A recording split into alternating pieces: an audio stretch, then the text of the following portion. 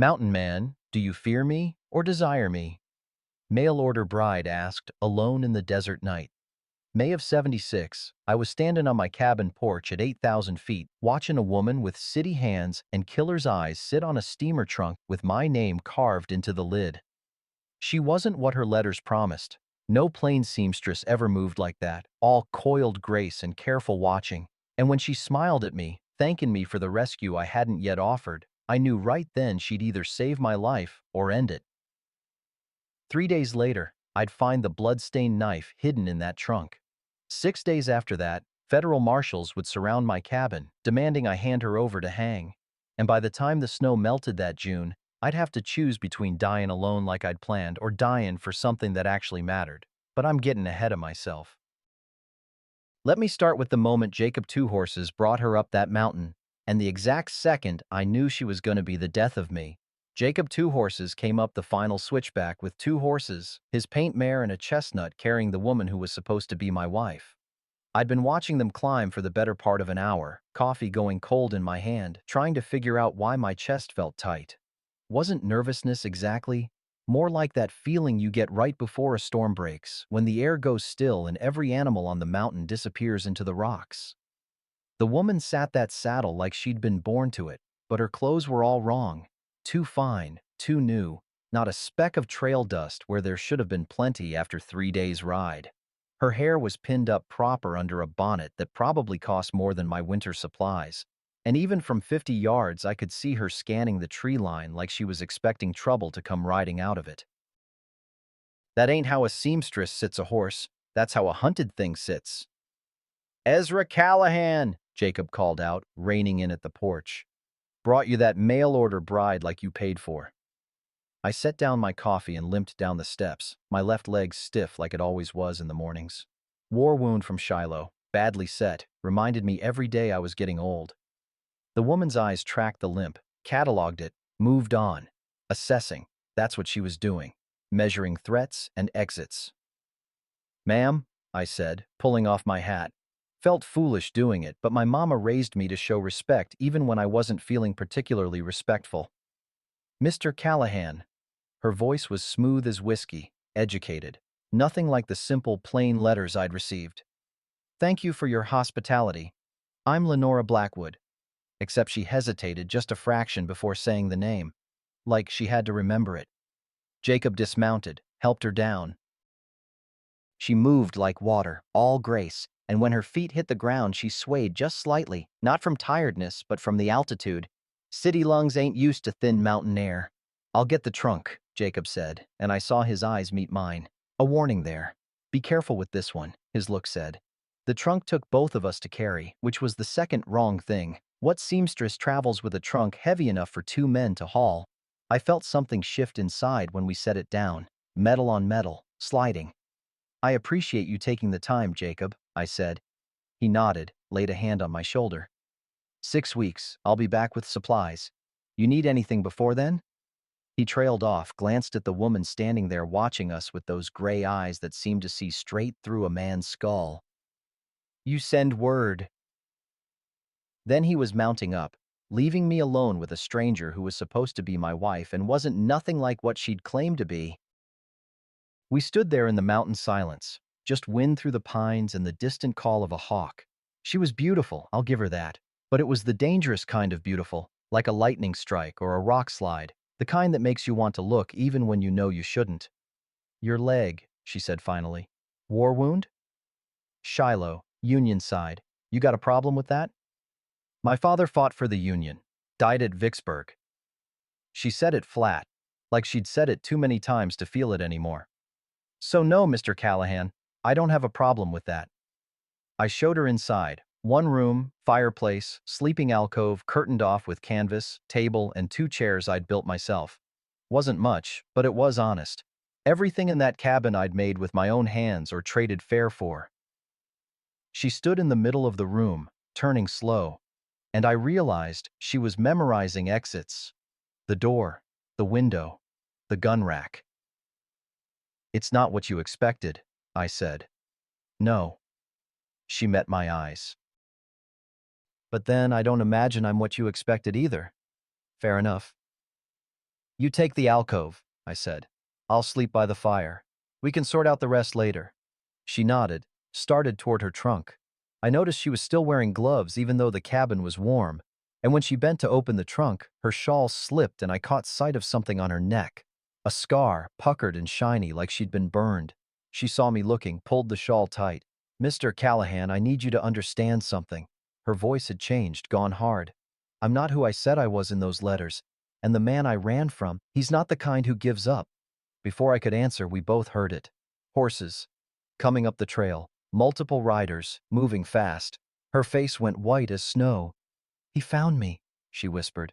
God help us both, he found me. I grabbed my Winchester from beside the door and moved to the window. Through the gap in the shutters, I counted 3 riders, maybe 4, still a half-mile down the trail, but climbing steady. How many men does he have? I asked, keeping my voice level. She'd gone still as a deer. Silas? As many as money can buy. That his name? Silas? Silas Ashford. Banker. St. Louis. Her hands were shaking now, pulling at her gloves. He'll tell you I stole from him, that I'm a thief and a liar and probably insane. And he'll have papers to prove it. I studied the riders through my spyglass. Lead man wore a marshal's badge that caught the afternoon sun. Behind him, 2 others. Could be deputies, could be hired guns. Hard to tell at this distance. He a marshal? I asked. No, but he owns several. I lowered the glass, looked at her. She'd taken off the gloves finally. Her hands were shaking, but they were also scarred. Burns on the palms, old ones, healed rough. The kind you get from grabbing something hot without thinking. Or from someone holding you down on something hot while you fought. What did you really do, Miss Blackwood, or whatever your name is? Eleanor. She said it quiet. Eleanor Ashford. I was supposed to marry him, and the night before the wedding I saw him murder his business partner. The riders were close enough now I could hear the horses, maybe 10 minutes out. You got proof? She pointed at the trunk. In there, his partner's journal, a pocket watch with blood on it. My testimony. And you ran. I ran. Her voice cracked. I took his money, bought fake papers, and ran as far as I could think to go. I thought, she laughed, bitter. I thought if I got far enough into the mountains, maybe he'd give up. Maybe he'd just let me disappear. I walked to the gun rack, took down my second rifle, checked it was loaded, handed it to her. You know how to use this? She took it like she'd held one before. Checked the chamber, tested the weight. My father taught me before he died. Good. I moved to the other window. Because those men coming up here, they ain't gonna be reasonable. A man who'd murder his partner and hunt his runaway bride across 3 territories, that ain't a reasonable man. Ezra. She used my first name, and something about hearing it in her voice made my chest go tight. You don't have to do this. You can tell them I forced my way in. That you didn't know. I can tell them a lot of things, I said, but I ain't gonna tell them lies. The sound of hooves on stone grew louder. They'd reached the final approach. I positioned myself where I could see the door and both windows. Eleanor took position opposite, rifle steady despite the trembling in her hands. For a woman who'd been sitting pretty in St. Louis 6 months ago, she moved like someone who'd learned real fast how to survive. When they get here, I said, let me do the talking. You stay back. Stay quiet. Don't give them an excuse. She nodded. The horses stopped outside. I heard men dismounting, the jingle of spurs, low voices conferring. Then bootsteps on my porch. Heavy, confident, the kind that came from men used to getting their way. A knock? Polite? That was worse somehow than if they'd just kicked the door in. Mr. Callahan? A man's voice, cultured, with an edge like a razor wrapped in silk. My name is Silas Ashford. I believe you have something that belongs to me. Eleanor's face had gone white as birch bark. I opened the door just wide enough to show my rifle. The man standing there was maybe 45, dressed too fine for mountain travel, wool suit, polished boots, a gold watch chain across his vest, handsome in that smooth city way that made my skin crawl. Behind him stood two men with dead eyes and tied-down guns. "Mr. Ashford," I kept my voice flat, "you're a long way from St. Louis." He smiled. It didn't reach his eyes. "Indeed, I'm looking for my fiancée, Eleanor Ashford." Young woman, dark hair, quite beautiful. I have reason to believe she came this way. Lot of women come through the territory. Not many traveling alone with stolen property. His smile sharpened. "I have a federal warrant for her arrest. Theft, fraud, possibly murder. The marshal in Silver Creek directed me here. Said Jacob Two Horses delivered a woman matching her description to your cabin not 3 hours ago." Damn, Jacob must have been followed without knowing it. "I got a mail-order bride arrive today," I said. "Name's Lenora Blackwood, seamstress. May I see her?" "No." His expression didn't change, but something cold moved behind his eyes.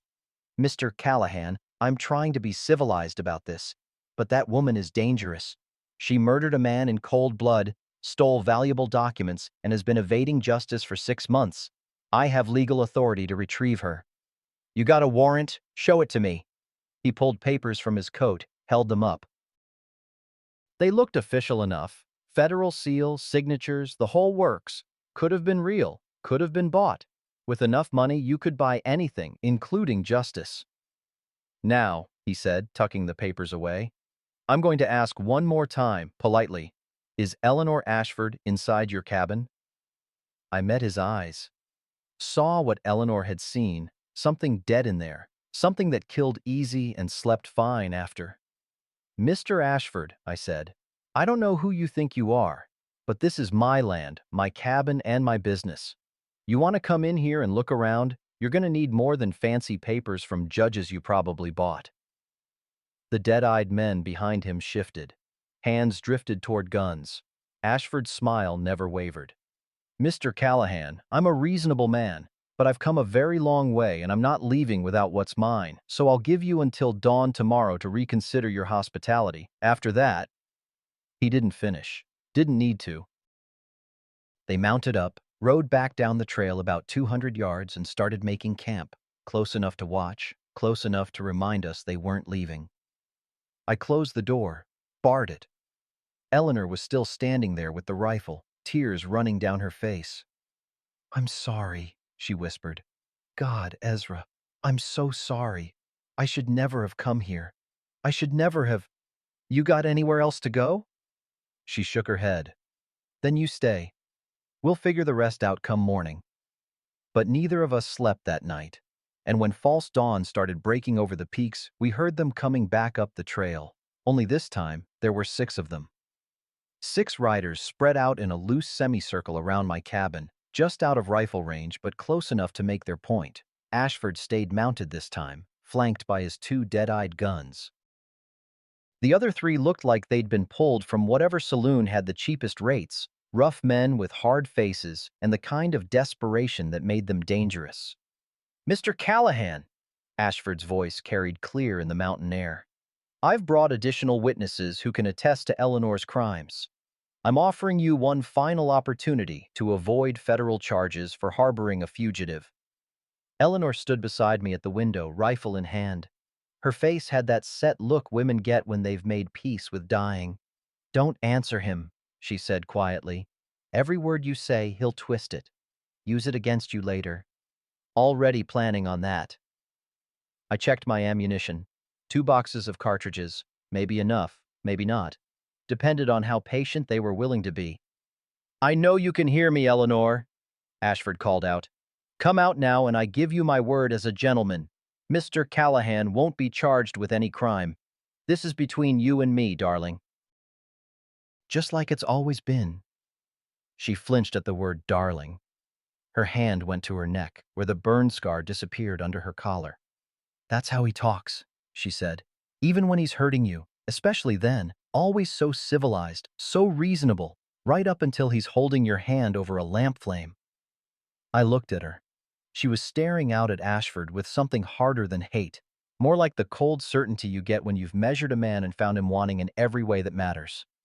"Mr. Callahan," one of the hired guns spoke up now, "we ain't got quarrel with you, but we've been riding 3 days, and we're tired, and we're getting paid to bring that woman back. One way or another, we're taking her. Question is whether you're going to be alive when we do it. Now that's more honest, I muttered. Eleanor's hand found my arm. Ezra, you can still walk away from this.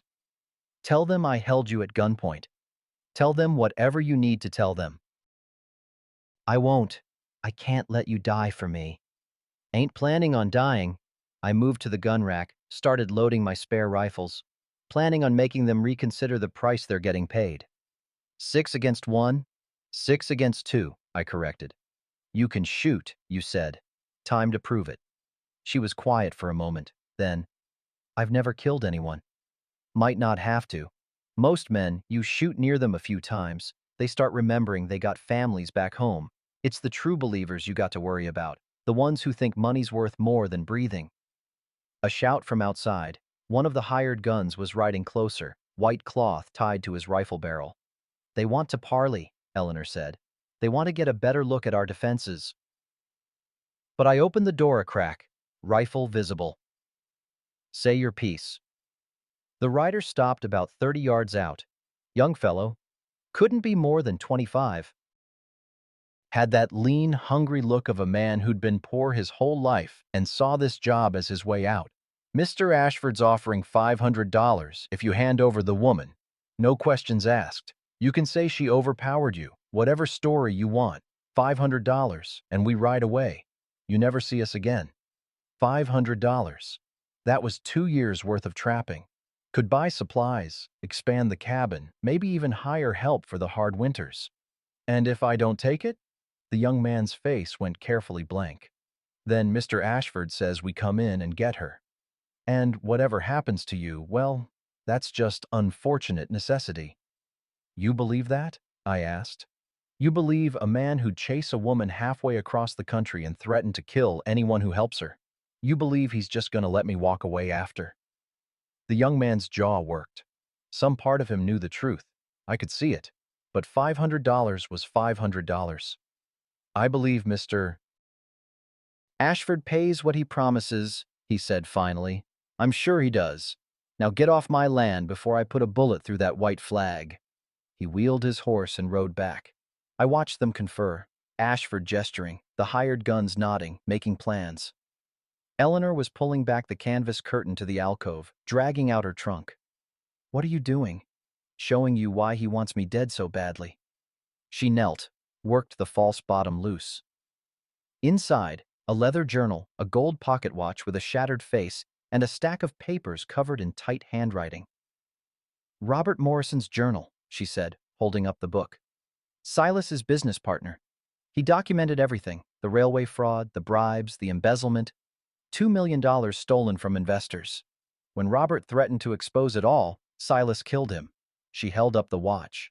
Dark stains crusted the mechanism. I took this from Robert's body. And this? She pulled out a knife wrapped in oilcloth. Is what Silas used to kill him. I grabbed it without thinking. Just evidence. Proof. I took the journal, flipped through pages of careful accounting, dates, amounts, names I recognized, senators, judges, railroad executives. This wasn't just murder. This was a web of corruption that went all the way to Washington. Sweet Jesus, I breathed. You're not just a witness. You're carrying enough evidence to destroy half the powerful men west of the Mississippi. I know. Her voice was steady now. That's why he'll never stop. Why he can't afford to let me testify. It's not about me anymore, Ezra. It's about protecting $2 million and a dozen careers built on stolen money. Outside, the men were mounting up, not leaving, positioning. 3 to the front, 2 flanking wide to the sides, 1 heading around back. They're going to try to burn us out, I said. Eleanor checked her rifle. Then we better make sure they regret it. We took our positions, me at the front window, her at the side. The morning sun was climbing higher, making the snow on the peaks gleam like knives. The first shot came without warning, punched through the shutter, buried itself in the far wall. Eleanor returned fire, calm, measured, dropped the man who'd fired. He went down screaming, clutching his shoulder. Jesus! One of the hired guns yelled. She hit Jimmy! That's the point, Eleanor called out, and I heard something in her voice I hadn't heard before. Not fear, but cold fury. Next man who shoots at this cabin, I aim for center mass. Another shot, this one from behind. I spun, fired blind through the back wall where I'd heard movement. Heard a curse, the sound of someone scrambling away. Ezra! Eleanor's voice, sharp. They're lighting torches.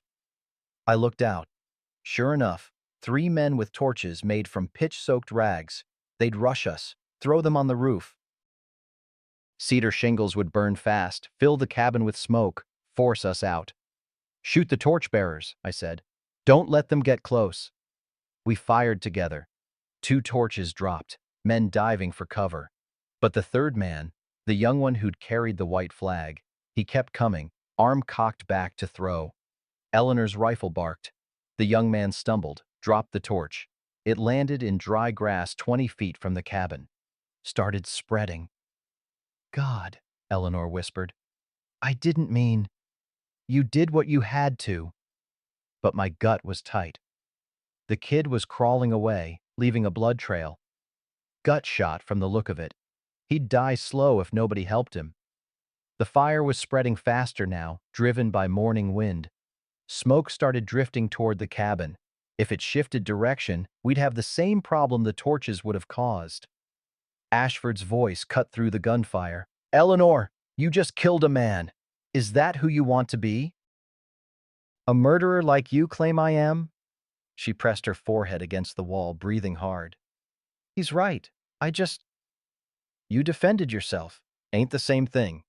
But I could see the doubt in her eyes. The shock of realizing what she was capable of when pushed hard enough. That's when we heard the sound that changed everything. A bugle call, military and clear, echoing across the valley. I moved to the window, couldn't believe what I was seeing. Blue uniforms. At least a dozen cavalry soldiers riding hard up the trail, led by an officer on a gray horse. Who? Eleanor started. Army, I said. Fort Collins patrol from the look of them. Ashford saw them too, started shouting orders to his men. Cease fire! Put the weapons away! Now! The cavalry surrounded us all, me and Eleanor trapped in the cabin, Ashford's men suddenly trying to look innocent, the young gunman bleeding in the grass. The officer dismounted, walked straight to Ashford. Sir, he said, voice carrying that officer-class authority, I'm Captain William Shaw. We received word of gunfire and came to investigate. What exactly is happening here? Ashford's face transformed, smooth, concerned, civilized. Captain, thank God you've arrived. That cabin harbors a fugitive, a woman wanted for murder. I have federal warrants. Do you now? Shaw's voice was dry. He looked at the wounded man, the burns scarring the grass, the bullet holes in my cabin walls. Seems like an awful lot of damage for a simple warrant service.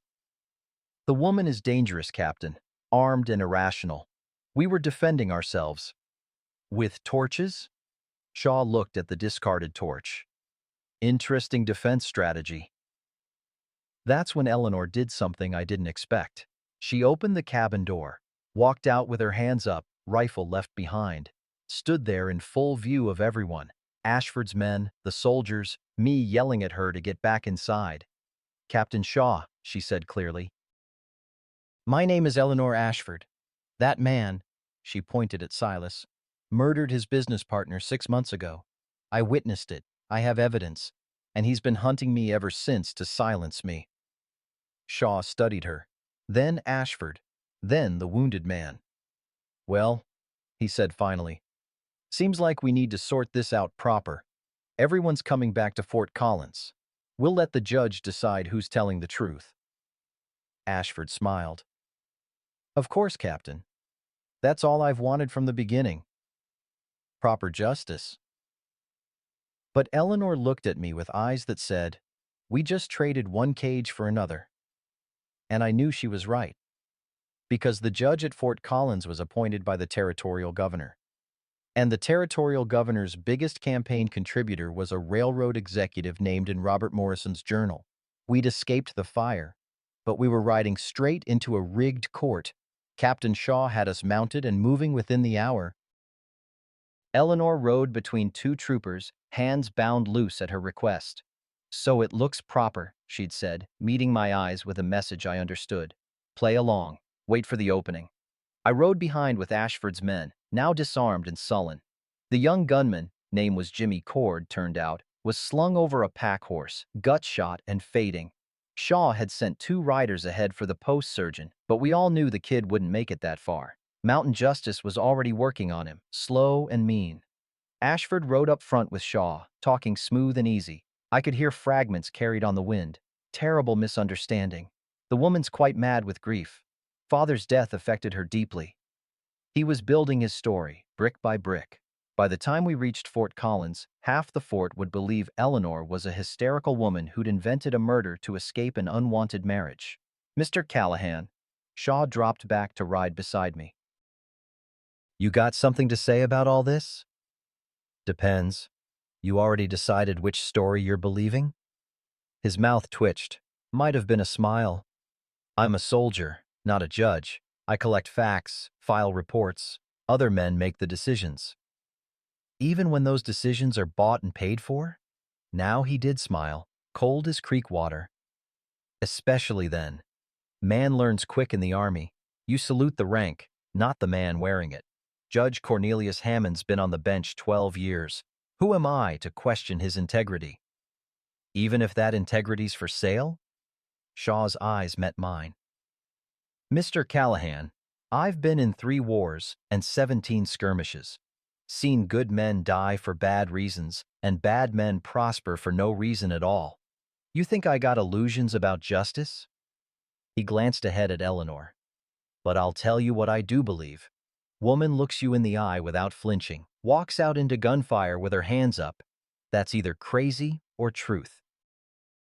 And she don't strike me as crazy. So help her. Can't. Not officially. He lowered his voice. But I can make sure she gets to Fort Collins alive. After that, he shrugged. Army don't have jurisdiction over civilian trials. My hands are tied legal-like, but not moral-like. He was quiet for a long moment. Then, there's a Ute camp about 6 miles north of the fort. Trader named Jacob Two Horses runs supplies between there and the settlements. You know him? I do. Might be worth visiting. Man like that, he knows trails the army don't patrol. Understands mountain law better than territorial law. Shaw straightened in his saddle. Course, that's just idle conversation. Army wouldn't know nothing about prisoners escaping custody. He rode forward before I could respond, but the message was clear enough. Shaw was giving us a chance, thin as spider silk, but a chance. We rode through afternoon and into evening. The land dropped away from the high peaks, trading pine and granite for scrub oak and red dirt. The air got thicker, easier to breathe. I watched Eleanor adjust, watched color come back to her face as we descended. Around sunset, we stopped to rest the horses. Jimmy Cord was dead by then, just stopped breathing somewhere between 1 mile and the next. Shaw had him wrapped in canvas, tied to the pack horse. We'd bury him at Fort Collins, he said. Send word to his family in Kansas. Eleanor was sitting apart from the others, wrists still bound, staring at nothing. I walked over, offered her my canteen. One of the troopers started to object, but Shaw waved him off. Thank you, she said quietly. You did what you had to. Did I? She looked at the canvas-wrapped body. He was 25 years old, Ezra. Probably took this job because he needed money. Because men like Silas Ashford make offers that sound too good to refuse, and then point those desperate men at innocent women. The guilt ain't yours, Eleanor. It's his. She drank, handed back the canteen. What Shaw said to you? I heard some of it. The Ute camp? You got good ears. Prison teaches you to listen through walls. She met my eyes. We're going to run, aren't we, before the trial? You are. I'm just going to help you get started. They'll charge you, aiding a fugitive. You'll lose everything, the cabin, your land, maybe your freedom. Already lost everything once, I said. 12 years ago when my wife and baby died. This time, I'm choosing what I lose. There's a difference. Her eyes filled. Why? You barely know me. I lied to you, brought killers to your door, got you tangled up in... Because, I said, I've been dead for 12 years, just been too stubborn to lie down. And you made me remember what it feels like to have a reason to keep breathing. Before she could answer, one of Ashford's men, a big fellow with a scar across his nose, called out, "Captain, riders coming!" Shaw stood in his stirrups, scanning the horizon. I followed his gaze and felt my gut clench. 7 riders, coming fast from the direction of Fort Collins. Leading them was a man in a black suit, riding like he owned every inch of ground his horse touched. "That's Federal Marshal Thomas Decker," Shaw said quietly. "And he don't ride out personal unless somebody important asked him to." Ashford's smile could have lit the whole camp. Ah, reinforcements. The riders pulled up in a cloud of dust. Decker dismounted, all business. He was maybe 50, with iron-gray hair and eyes that had seen enough lies to spot them at distance. "Captain Shaw." Decker's voice carried that peculiar mix of authority and weariness. "I'll take custody of the prisoner from here. Sir, I have orders to—" "Your orders just changed." Decker held up papers. "Federal warrant supersedes military custody. The prisoner and all evidence will be transported to Denver, not Fort Collins." Shaw's face stayed neutral, but I saw the calculation in his eyes. Denver was 3 days' hard ride. Lot could happen in 3 days. Ashford stepped forward. "Marshal Decker, Silas Ashford. I'm the complainant in this case. I should accompany you to—" "Mr. Ashford." Decker's tone could have frozen whiskey. "You'll return to Fort Collins and await further instructions. This is now a federal matter. But I have a right to—" "What you have, sir, is a reputation for buying judges and bribing officials, which is why this case is being moved to Denver, where Judge Sarah Blackwood presides, and she don't take kindly to corruption." The blood drained from Ashford's face. "Judge Blackwood?" "The same." Decker looked at Eleanor. "Miss Ashford, you'll ride with us. I'm told you have evidence relating to the murder of Robert Morrison?" Eleanor nodded, too shocked to speak. "Good, because Morrison's widow filed a federal complaint 6 months ago. We've been investigating ever since. Your testimony, Miss Ashford, might be exactly what we need to close this case." Ashford's composure cracked completely. "This is a conspiracy. That woman is a liar and a—" "Mr. Ashford." Decker's voice went cold as mountain ice. "One more word, and I'll charge you with obstruction. Now mount up and ride back to Fort Collins. Stay there. Don't leave town. Don't send telegrams. Don't do anything but wait. Understand?" Silas Ashford, banker, murderer, man who'd chased Eleanor across 3 territories, stood there looking like the ground had opened beneath him. And for the first time since I'd met her, Eleanor smiled. Not a big smile, just a small curve of her lips that said, maybe justice exists after all. But I was watching Ashford's face, watching the fear turn to calculation, turn to cold determination. And I knew, the way you know a storm's coming by the smell of the air, that this wasn't over. Men like Ashford don't accept defeat. They just get more dangerous. As Decker's men cut Eleanor's bonds and helped her to a fresh horse, I caught her eye, mouthed 2 words. "Be careful." She nodded. Then they were riding, heading east toward Denver and whatever justice waited there. Shaw watched them go, then turned to me. "Well, Mr. Callahan, seems your friend might get a fair shake after all." "Maybe," I said. But I was watching Ashford, watching him ride away with his hired guns. And I saw him look back once, saw the promise in his eyes. He'd lost this battle, but he was already planning the next one. And somewhere between here and Denver, on some lonely stretch of trail where federal marshals could be ambushed and witnesses could disappear, that's where he'd make his move. I started calculating distances. Denver was 3 days east. The Ute camp Jacob mentioned was 6 miles north. If I rode hard through the night, maybe I could reach Jacob, get word ahead, set up some kind of— "Mr. Callahan," Shaw's voice cut through my planning. "Army's got no jurisdiction over what a civilian does with his time. But if that civilian was to, say, take a ride north tonight, I wouldn't see it, on account of being very busy with paperwork." I looked at him. He looked back, face carefully neutral. "Much obliged, Captain." "Don't thank me. Thank your friend's courage. Ain't many women would walk into gunfire with their hands up. That kind of bravery deserves better than a rigged court or a lonely grave."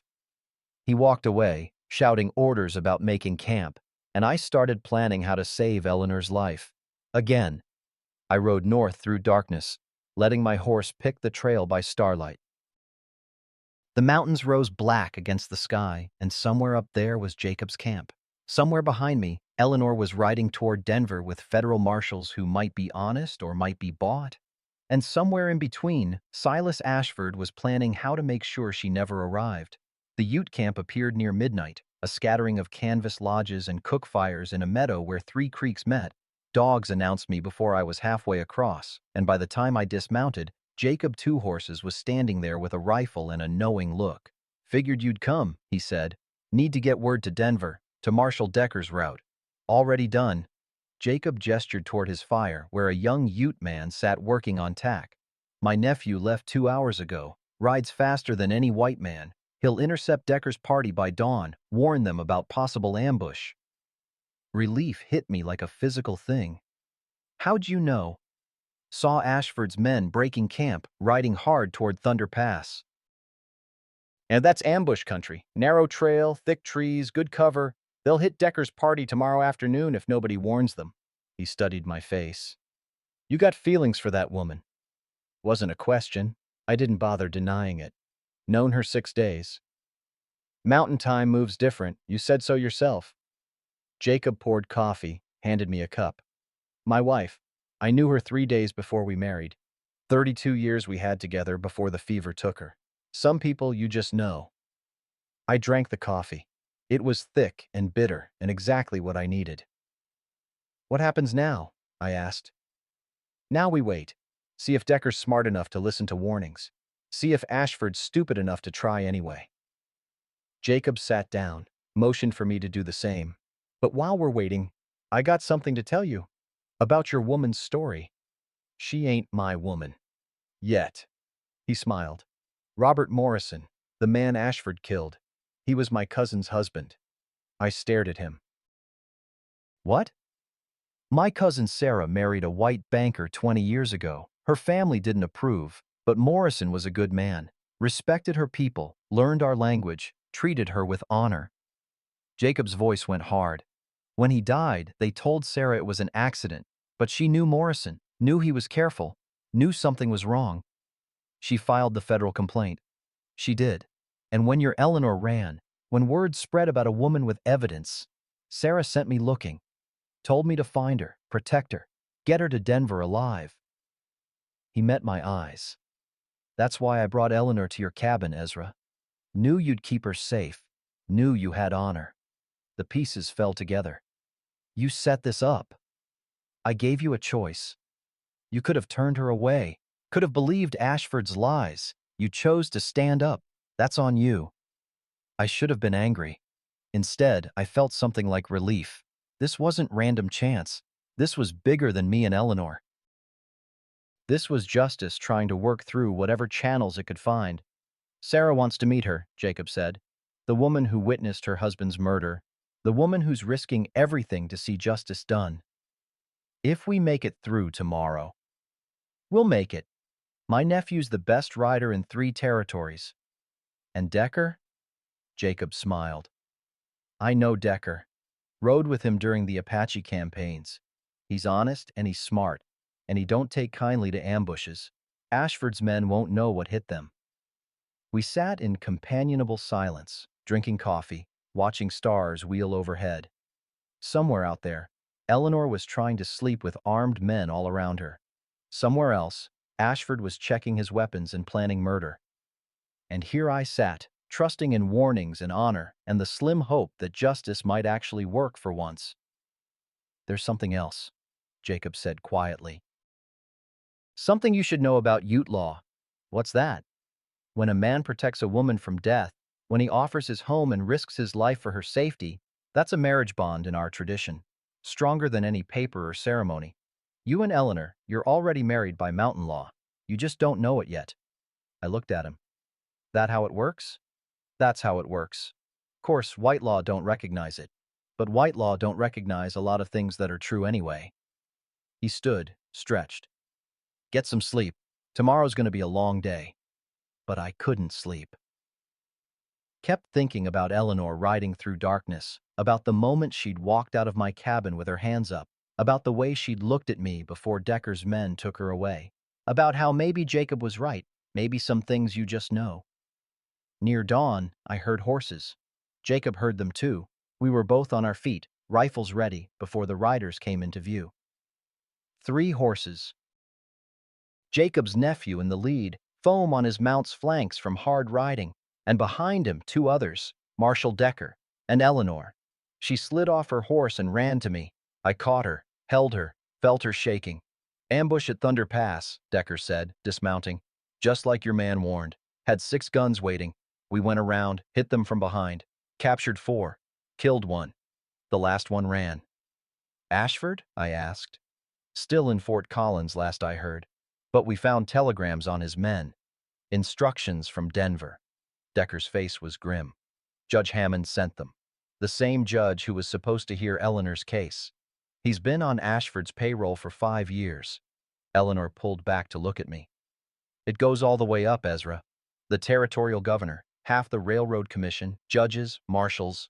Morrison's journal documents everything. That's why they want me dead so badly. Which is why, Decker said, I'm invoking federal protection. Miss Ashford will testify in Denver under guard, and we're going to burn down this whole corrupt empire brick by brick. He looked at me. Mr. Callahan, I'd be obliged if you'd come to Denver as well. Character witness. Someone who can testify to what Ashford did, what he was willing to do. I'll come. Eleanor's hand found mine, squeezed. Jacob was watching us with that knowing look. Congratulations, he said softly. For what? Eleanor asked. For being alive. For choosing to fight. For finding each other, he smiled. And for getting married by mountain law without even knowing it. Eleanor looked at me, confused. I'll explain later, I said, but Decker wasn't smiling. There's one more thing. We sent riders back to Fort Collins to arrest Judge Hammond and detain Ashford. They arrived an hour ago. He paused, and I felt dread creep up my spine. Hammond was found dead in his chambers. Suicide, they're saying. Gunshot to the head. And Ashford? I asked, though I already knew the answer. Gone. Disappeared sometime last night. Left everything. Money, clothes, papers. Just vanished. Decker met my eyes. He's running. And running men get desperate. Get dangerous. Eleanor's hand tightened on mine. He won't stop. Even if we win in court, even if we destroy his business empire, he won't stop until I'm dead. Then we don't give him the chance, I said.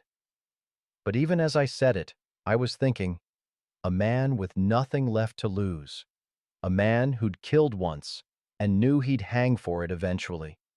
A man with money hidden away and connections that ran deep as mountain roots. That wasn't a man who'd run forever. That was a man who'd circle back, who'd wait for his moment, who'd strike when we thought we were finally safe. We need to get moving, Decker said. Denver's 3 days. Ashford could be anywhere between here and there.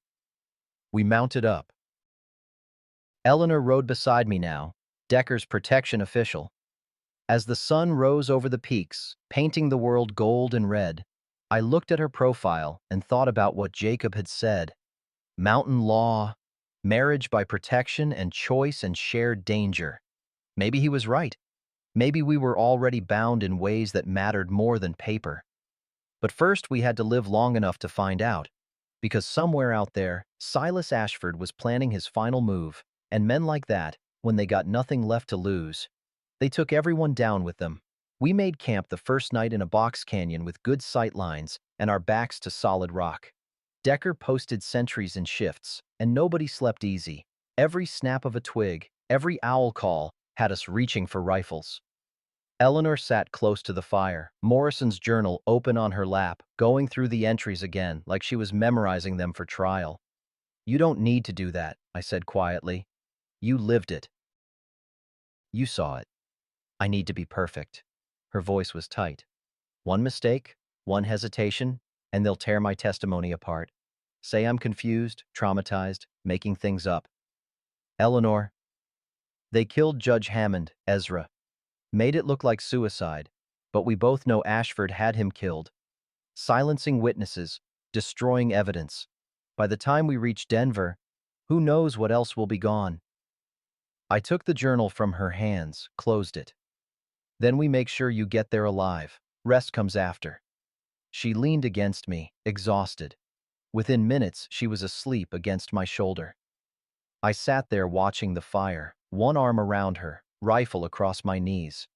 Felt the weight of her trust, the responsibility of keeping her breathing. Decker settled down across the fire. You're good with her. Ain't much practice at it. Don't need practice for what comes natural. He poked the fire with a stick. My wife, God rest her, she used to say you can tell a man's character by how he treats people who can't do nothing for him. Miss Ashford couldn't offer you nothing but trouble. You helped her anyway. Wasn't looking for payment. I know. That's why I trust you. He looked up at the canyon walls, barely visible in darkness. Ashford's out there somewhere. Could be watching us right now. Could be miles away. But he's planning something. Men like that, they always got one more trick. You really think we can make Denver safe? I think we got a chance. Question is whether that's enough. We lapsed into silence. The fire crackled. Somewhere in the distance, a coyote called. Normal night sounds. But tonight they felt weighted with threat. Near midnight, one of the sentries whistled low, the signal for Ryder approaching. We were on our feet instantly, weapons ready. Eleanor woke, grabbed her rifle without a word. Decker and his men formed a defensive line. A voice called from the darkness, "Hold your fire! It's Marcus Thorne! I'm coming in unarmed!" I felt Eleanor go rigid beside me. Thorne, the Pinkerton who'd led Ashford's hunters to my cabin, the man who'd tracked her for 6 months. Could be a trap, Decker muttered. Could be, I agreed, but let's hear what he's got to say before we shoot him. Thorne rode in slow, hands visible, no weapons showing. He looked haggard, hadn't slept or shaved in days. When he dismounted, he kept his hands away from his sides. Marshal Decker, Mr. Callahan, Miss Ashford, he nodded to each of us. I know you got no reason to trust me, but I need to tell you something about Ashford's plans. Why would you tell us anything? Eleanor's voice was cold. You've been hunting me since St. Louis. Because I quit. Thorne met her eyes. 3 days ago, when I saw what Ashford was willing to do, bribing judges, ordering murders, trying to burn out a cabin with you inside, I told him I was done. He offered me double pay. I told him there ain't enough money in the world. So now you're helping us? Decker's tone was skeptical. Now I'm trying to make things right. Thorne pulled papers from his coat. These are copies of telegrams Ashford sent before he disappeared. He's got men waiting in Denver, not lawmen or hired guns this time. Professional assassins, 3 of them, best money can buy. He handed the papers to Decker, who scanned them by firelight. Jesus, Decker breathed. These are Pinkerton codes. How'd you get these? I'm still technically employed by the agency. Used my access to intercept Ashford's communications. Thorne looked at Eleanor. Ma'am, I'm sorry for everything. I was just doing a job, or that's what I told myself. But some jobs ain't worth doing, no matter the pay. Eleanor studied him for a long moment. Then, the ambush at Thunder Pass. You were there. I was. You killed one of Ashford's men, saved Marshal Decker's life. Did what needed doing. Why? She asked. Why turn against your employer? Thorne was quiet. Finally.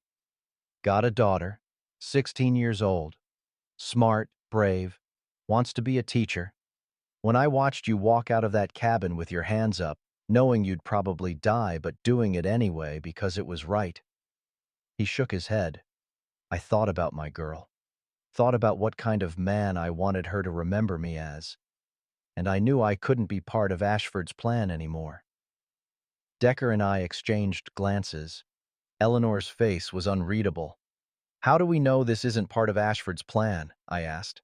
Send you in to gain our trust, then lead us into another trap? You don't, Thorne said simply. All I can offer is my word and the information I risked my life to get. You want to tie me up, keep me under guard, I understand. But those assassins are real. They'll hit you in Denver, probably during the trial when security's focused on the courtroom, and they won't miss. Decker studied the telegrams again. These codes check out, and the names, he looked at Thorne, William Creed, John Bastrop, Samuel Cross. I know these men. They're the best killers west of Chicago. They arrive in Denver tomorrow, Thorne said.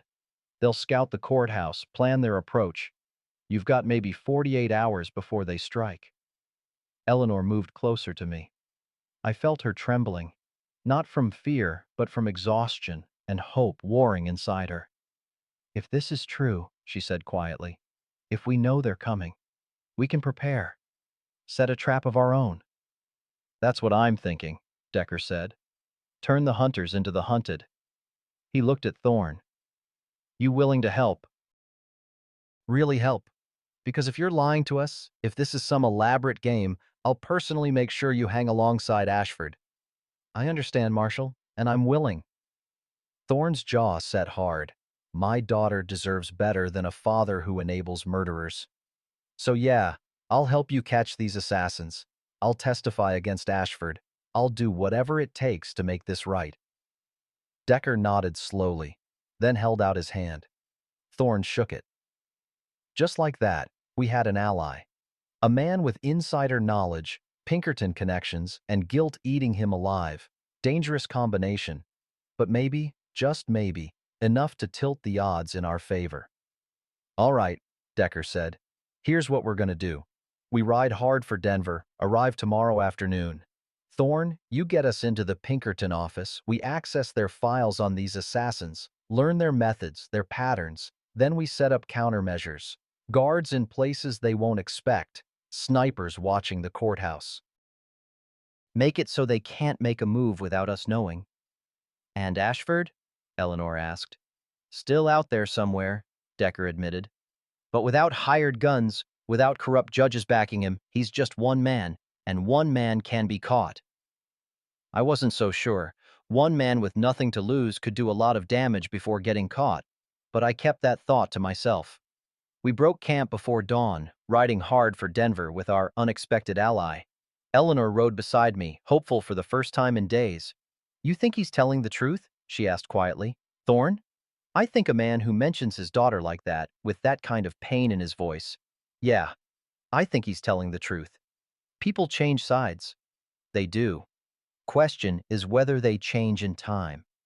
I looked at her. But that's what we're counting on, ain't it?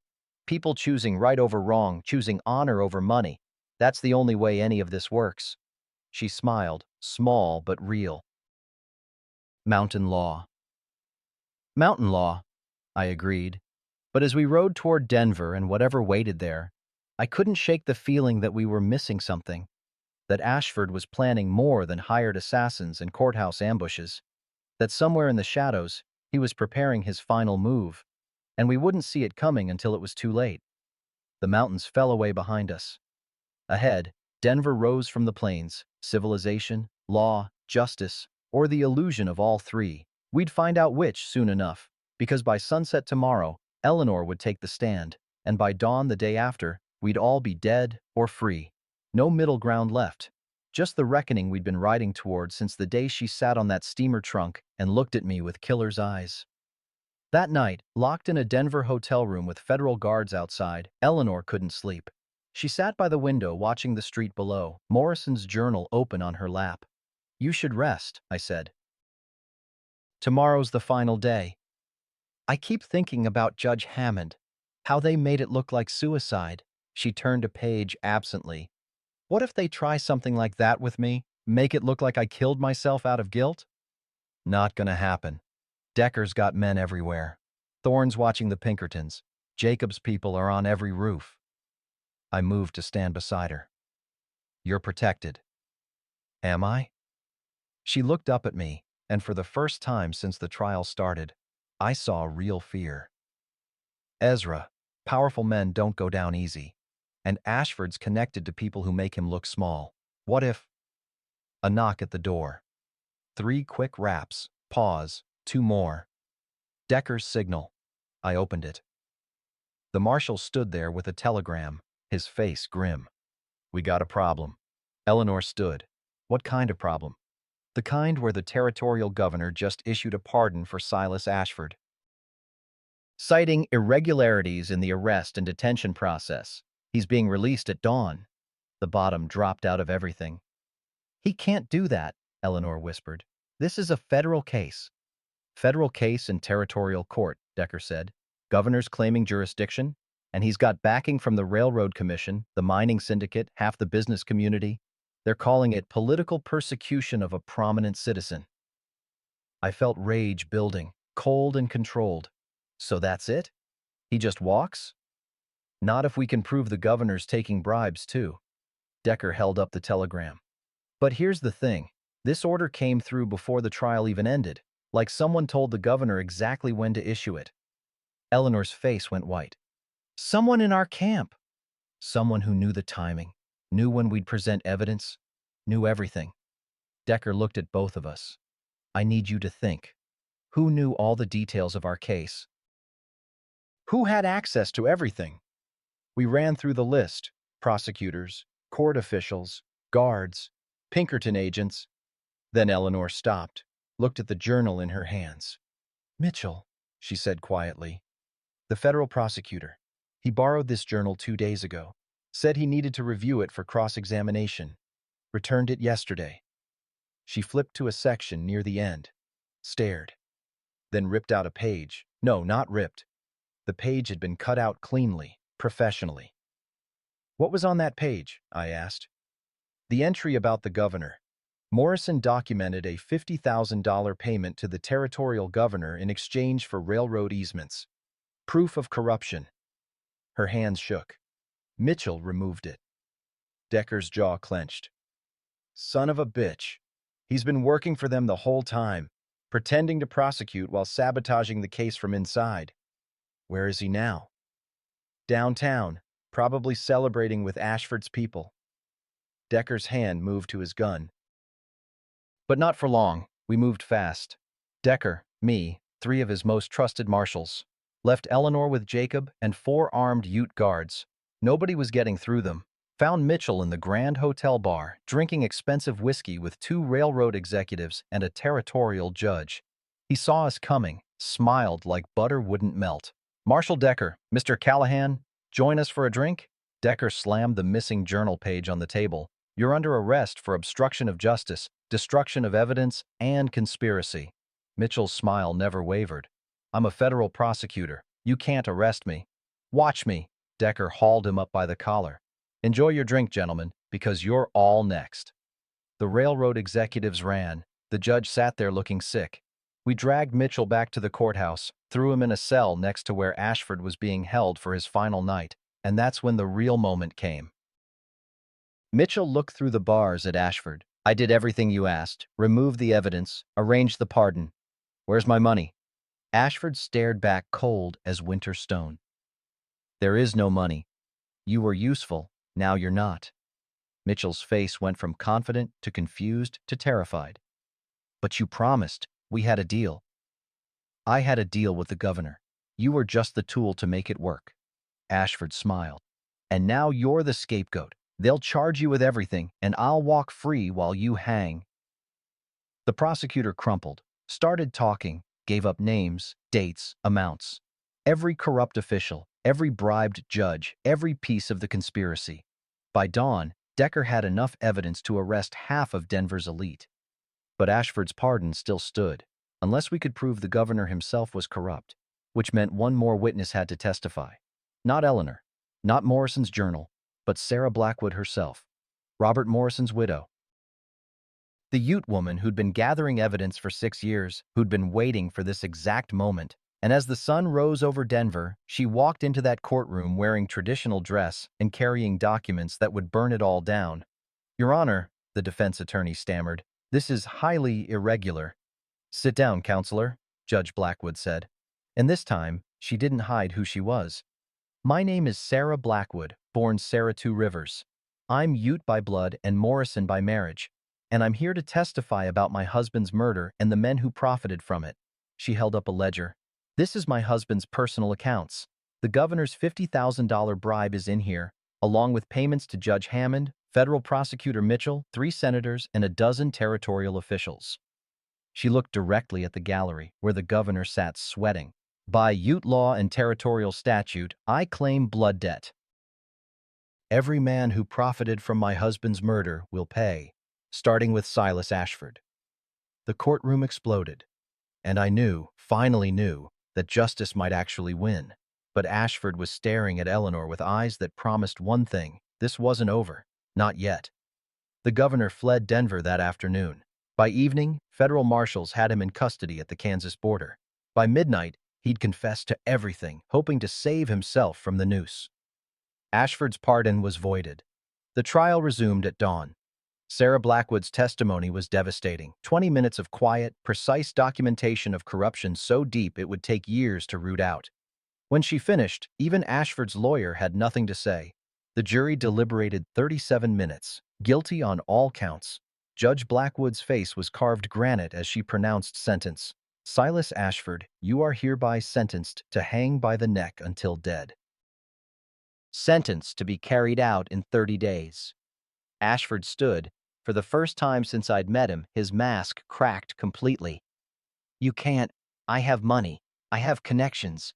You have nothing, Blackwood said quietly, except the justice you tried so hard to escape. They let him out. He looked at Eleanor one last time, and something in his face changed. Not acceptance, not remorse, relief, like a man finally unburdened. Wait, Eleanor said, standing. Your Honor, I need to say something. The courtroom went silent. Silas Ashford murdered Robert Morrison. He hunted me across 3 territories. He bribed officials, hired assassins, tried to burn me alive. Her voice was steady. But hanging him won't bring Robert back, won't heal Sarah's grief, won't make any of this right. Murmurs rippled through the gallery. What are you saying, Miss Ashford? Blackwood asked carefully. I'm saying. Eleanor took a breath. Under Ute law, Sarah has the right to claim blood debt. And she can demand his death, or she can demand something else, something that might actually matter. Sarah stood slowly, looked at Eleanor, at Ashford, at the courtroom packed with corrupt men sweating their futures. Life in prison, Sarah said. Hard labor. Every cent of his fortune goes to the families he destroyed, the ranchers he drove off their land, the investors he defrauded, the people Morrison tried to protect. And Ashford spends every day of his remaining life knowing he lost everything to the woman he tried to kill. Ashford's face went pale. Death would have been quicker, easier. This was justice, real justice. Blackwood's gavel fell. So ordered. 6 months later, I stood on my cabin porch at dawn, watching Eleanor teach Tommy, Jacob's grandson, who'd come to live with us, how to track deer in fresh snow. The boy was 9 now, talking more every day, laughing like he'd never known grief. Eleanor wore a simple gold band on her finger. We'd married by both white law and mountain law. Jacob officiated, Sarah witnessed, and the whole Ute camp celebrated. She was pregnant, due in spring. Marshal Decker had been promoted, was cleaning corruption out of the territorial government one crooked official at a time. Thorne had quit the Pinkertons, started a protection agency for women fleeing violence, and Silas Ashford was breaking rocks in a federal prison, forgotten by everyone except the guards who watched him age into nothing. Eleanor crossed the snow to me, took my hand. Do you ever regret it? She asked. Taking in a stranger who brought you nothing but trouble? I looked at Tommy tracking through the trees, at Eleanor's hand in mine, at the sunrise painting the peaks gold. Not once, I said. Not even for a second. She smiled, kissed me. And we stood there together, 2 people who'd survived the fire and built something better from the ash. Mountain law, she whispered. Mountain law, I agreed. And somewhere in the valley below, I heard Jacob's voice on the wind, laughing. Told you, mountain provides. Now, I'm 87 years old. Eleanor passed 3 winters back, peaceful, in her sleep, holding my hand like she'd done for 40 years. Tommy's got grandchildren of his own who come visit their great-grandpa every summer, asking me to tell this story one more time. And I always do. Because it ain't just my story. It's every person's story who ever had to choose between what's easy and what's right. Here's what I learned on that mountain in 1876. Dignity ain't something you're born with. It's something you choose, every single day. When nobody's watching and when everybody is, Eleanor chose dignity when she ran instead of marrying a murderer. She chose it again when she testified, knowing it might get her killed. And she chose it one final time when she asked for justice instead of vengeance. That's the difference between surviving and living. Surviving's just breathing, living standing up when it costs you everything. Maybe you ain't got manhunts or mountain storms in your life, but you got moments. Moments when you gotta decide who you're gonna be. When you gotta choose between staying silent or speaking truth, between walking away or standing your ground. I hope, I truly hope, when those moments come, you remember this story. Remember that an old mountain man and a runaway witness chose the hard way, and it made all the difference. If this story touched you tonight, I'd be honored to know where you're listening from. Are you in your truck at 2 a.m., sitting on your porch watching your own sunset, thinking about choices you've made or choices still to come? Leave a comment. Let me know. Because these stories, they belong to all of us who still believe dignity matters, that honor counts, that love's worth fighting for. Until next time, friends, may the mountain test you, may you pass the test, and may you find your family waiting on the other side. This was Ezra Callahan's story, but it's your story too. Make it a good one.